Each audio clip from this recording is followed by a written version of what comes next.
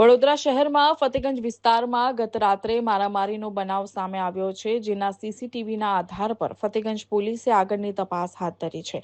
Fatehganj police CCTV ફૂટેજના આધારે આરોપીને ગણતરીના કલાકોમાં ઝડપી પાડ્યો છે. ફતેગંજ પોલીસે 5 આરોપીની ધરપકડ કરી છે અને ત્યારબાદ 5 આરોપીનું ફતેગંજ વિસ્તારમાં સરઘસ કાઢવામાં આવ્યું હતું, જેની વધુ માહિતી એ ડિવિઝન એસીપી ધર્મેન્દ્ર ચાવડા દ્વારા પત્રકાર પરિષદમાં આપવામાં આવી હતી. ગઈકાલ રાત્રિના 20 જાન્યુઆરી રાત્રિના 10 વાગ્યાના અરસામાં એક જ કોમના બે લોકો એટલે કે બે નાના જૂથ, એક જૂથમાં 9 જણા હતા અને બીજા જૂથમાં 3 જણા હતા. એમણે આંતરિક ઝઘડો કર્યો અને એ ઝઘડાના પરિણામ સ્વરૂપ ત્યાંના લોકો પણ હેરાન પરેશાન થયા. બંને ઝઘડવાના કારણે સામાન્ય ઈજા થતાં બંને પક્ષ એસએસજી હોસ્પિટલમાં દાખલ થયેલ. પોલીસ તાત્કાલિક અસરથી સ્થળ ઉપર પહોંચી ગયેલ. આ લોકોને શું ઘટના હતી અને કેમ ઝઘડ્યા તેનું કારણ પોલીસે જાણવાનો પ્રયત્ન કરેલો. જેમાં હકીકત એવી છે કે 3-4 દિવસ અગાઉ ફતેગંજ પોલીસ સ્ટેશનની હદની અંદર એક ફરિયાદ રજીસ્ટર થયેલી કે જેમાં નવાયાર્ડ વિસ્તારના અઝહરખાન પઠાણ એમનો પોતાનો ભાણિયો ગોરવા વિસ્તારના સમીરખાન પઠાણ સાથે અવારનવાર ફરતો હોય, જેથી આ અઝહરખાને સમીરને ઠપકો આપ્યો હતો.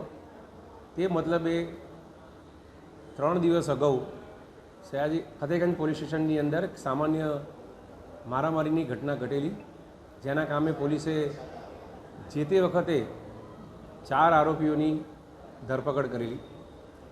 આ ધરપકડ કર્યા બાદ આ આરોપીઓ ફરી પાછા ગઈકાલ રાત્રિના આ જ ફરિયાદ પક્ષ સાથે કે તે મારા વિરુદ્ધમાં ફરિયાદ કેમ કરી એના અનુસંધાને જૂના ઉડા સર્કલ રોડ ઉપર રાત્રિના 10 વાગ્યાના અરસામાં ઝઘડો કર્યો. બંને પક્ષોએ ફતેગંજ પોલીસ સ્ટેશનની અંદર ફરિયાદ નોંધાવેલી છે.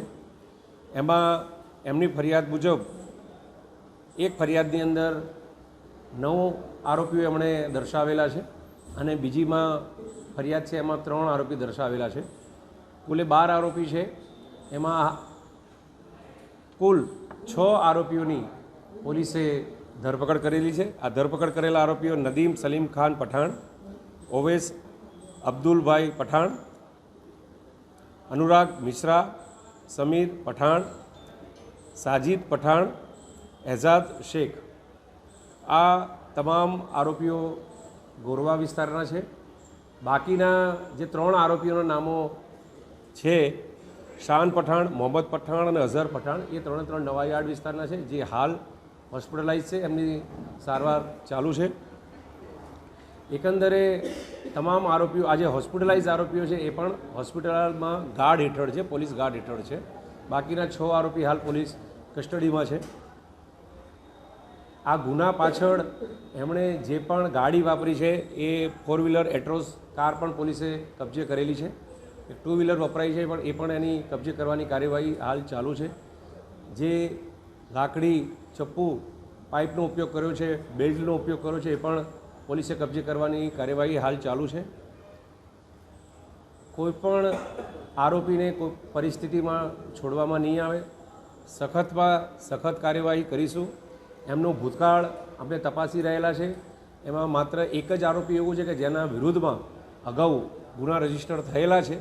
બાકીના આરોપીઓના વિરુદ્ધમાં ગુનાહિત ઇતિહાસ દેખાતો નથી અને ઇવન એમની પૂછપરછમાં પણ એ ગુનો નહીં કરેલાનું જણાય છે અને એ ભણેલા પણ હોવાનું જણાય છે. આમ આ આરોપીઓ ગોરવા પોસ્ટે વિસ્તારના મધુનગર અને બાકીના આપણા અહીંયા નવાયાર્ડ ફતેગંજ વિસ્તારના છે. મોટાભાગના આરોપી પકડાઈ ગયેલા છે. 3 આરોપી પોલીસ પકડથી દૂર છે. એના માટે ટીમો બનાવી પ્રયત્નો ચાલુ છે અને બાકીના જે 3 જે છે એ હોસ્પિટલાઇઝ છે અને એના પર પોલીસે ગાર્ડ મૂકેલી છે.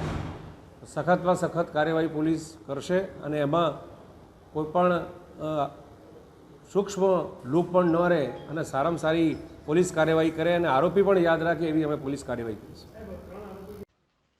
સમાચારોના સતત અપડેટ માટે આજે જ જોડાઓ TRC 24 કલાક સાથે સબસ્ક્રાઇબ કરો અમારી YouTube ચેનલને અને ફોલો કરો TRC 24 કલાકને ફેસબુક અને ઇન્સ્ટાગ્રામ પર.